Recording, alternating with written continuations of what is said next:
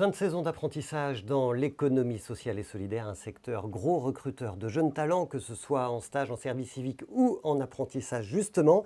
Alors à la veille des vacances d'été, cas d'école aujourd'hui sur Mediatico, dans notre émission ESS On Air. Comment se passe un apprentissage dans l'économie sociale et solidaire? Pour en parler, nous recevons Délia Couturier. Bonjour Délia. Bonjour Frédéric. Alors Délia, vous avez 22 ans, vous habitez à Reims. Vous venez de terminer un apprentissage de 18 mois dans une association qui s'appelle Bénévoles Retraités SNCF. C'est une association qui est financée par la Fondation SNCF et dont on va parler dans quelques instants. Mais avant d'entrer dans le détail, une petite question assez personnelle. On se connaît un petit peu, Délia, oui. parce que l'année dernière, Mediatico est venu filmer dans votre association. Et là, il se trouve que je vous ai interviewé parmi les autres personnes qui étaient présentes, vous aussi. Être interviewé quand on est apprenti, qu'on a 22 ans, c'est quand même pas commun, c'est rare, ça n'arrive pas tous les jours. Comment vous avez vécu cette interview? Alors j'ai un petit peu appréhendé le moment, mais franchement, l'interview s'est assez bien passée.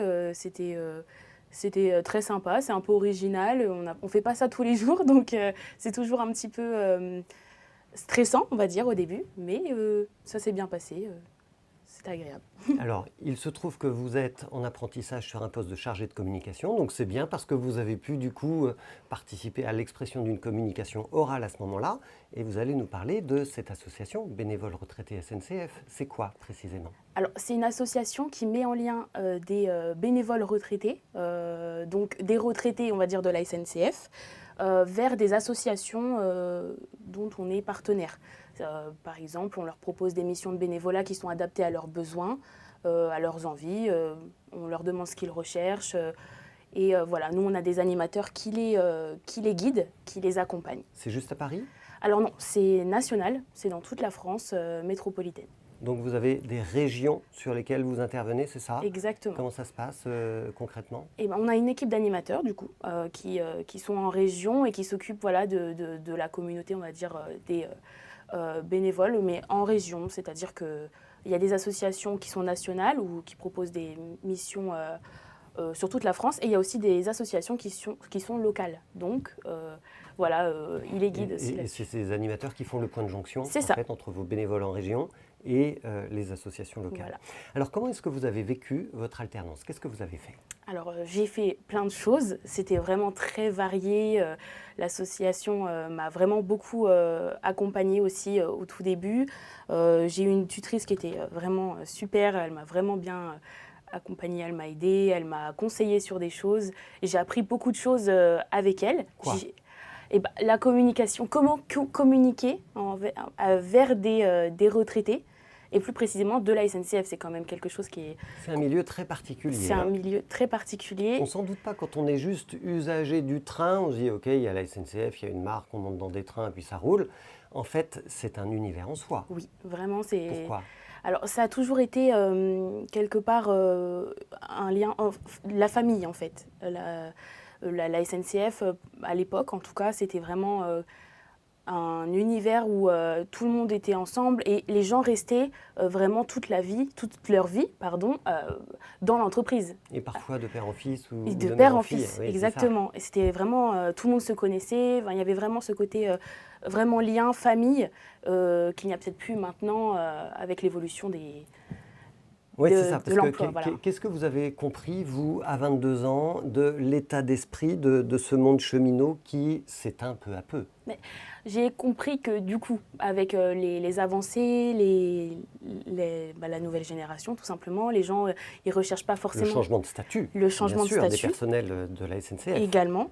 Et les gens ne recherchent pas forcément un emploi pour toute leur vie.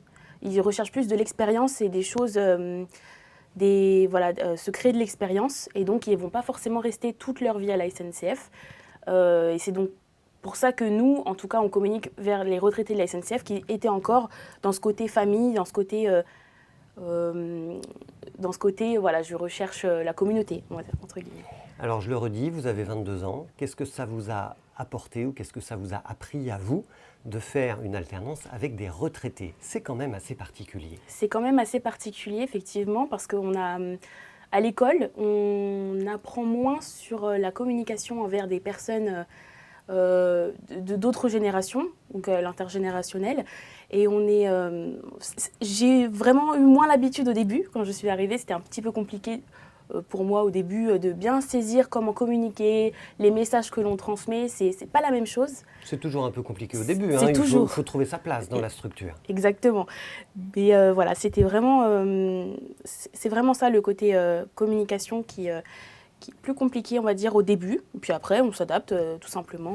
Et pourquoi est-ce qu'on communique différemment avec des retraités qu'avec monsieur ou madame tout le monde, comme vous l'apprenez à l'école? Parce qu'évidemment, je rappelle que pour faire un apprentissage, il faut être dans une école. Bien sûr.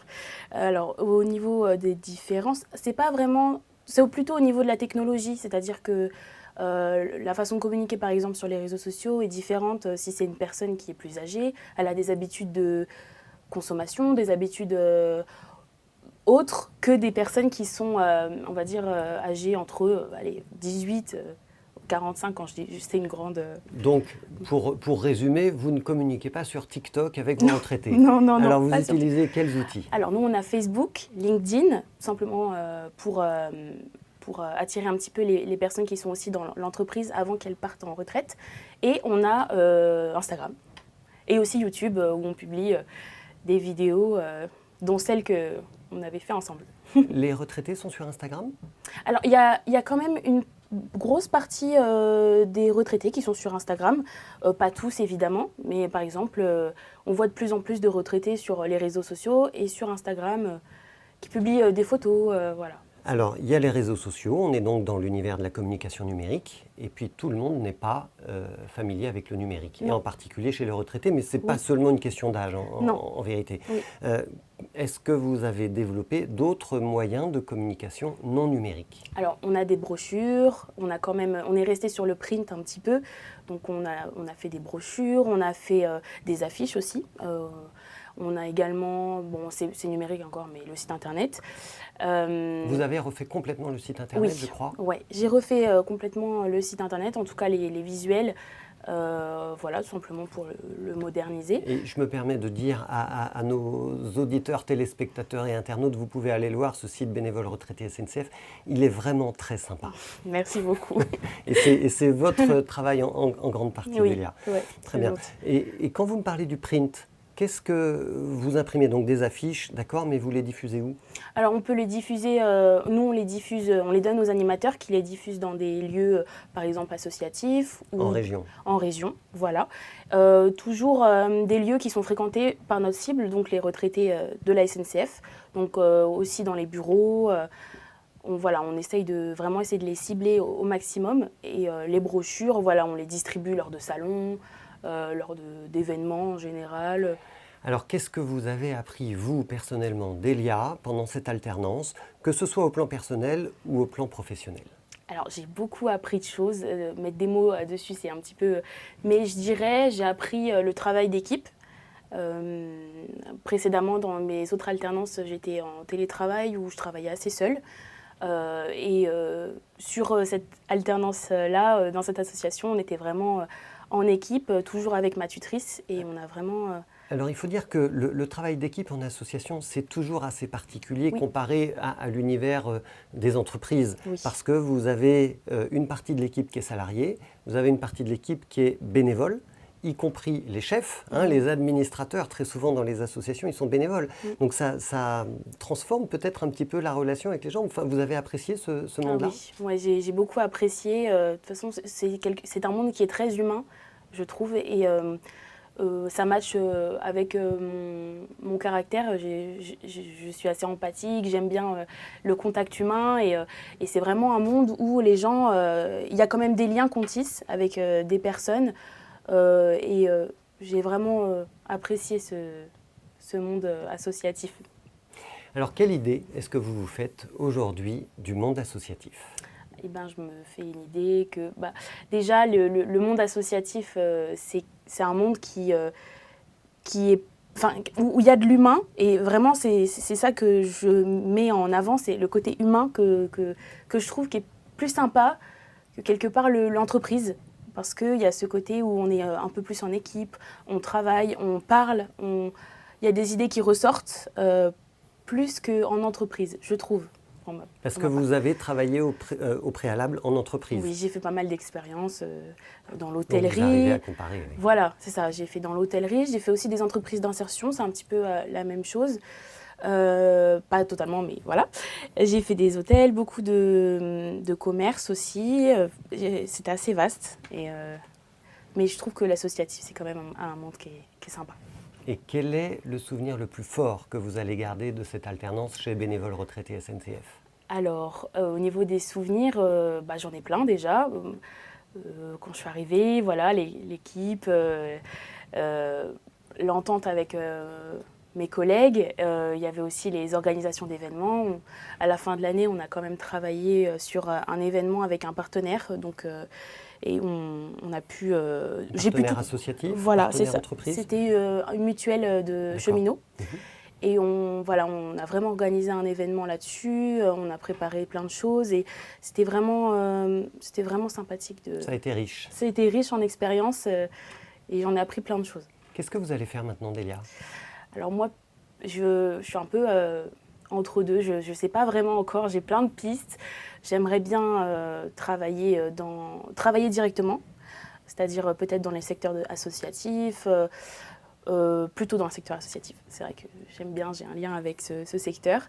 En deuxième, j'aimerais peut-être faire un concours ou trouver une formation pour devenir éventuellement professeur ou voilà, enseigner. J'aime bien. D'accord. Donc, tout ce qui est communiquer, professionnel. transmettre, Voilà. c'est assez proche en réalité. Hein. Oui, c'est ça. Sûr. Et pourquoi pas. Et ensuite, après, voilà, simplement trouver un travail... et m'insérer dans la vie. Et travailler dans le monde cheminot? Ce serait aussi éventuellement, pourquoi pas. Je ne suis pas fermée, c'est vrai que j'y avais pas pensé forcément, mais le monde cheminot, oui, c'est sympa aussi. Merci beaucoup, Delia Couturier. Merci. On salue l'accompagnement dont vous avez bénéficié chez Bénévoles Retraités SNCF et on vous souhaite très bonne chance pour la suite. Merci beaucoup. Merci à vous.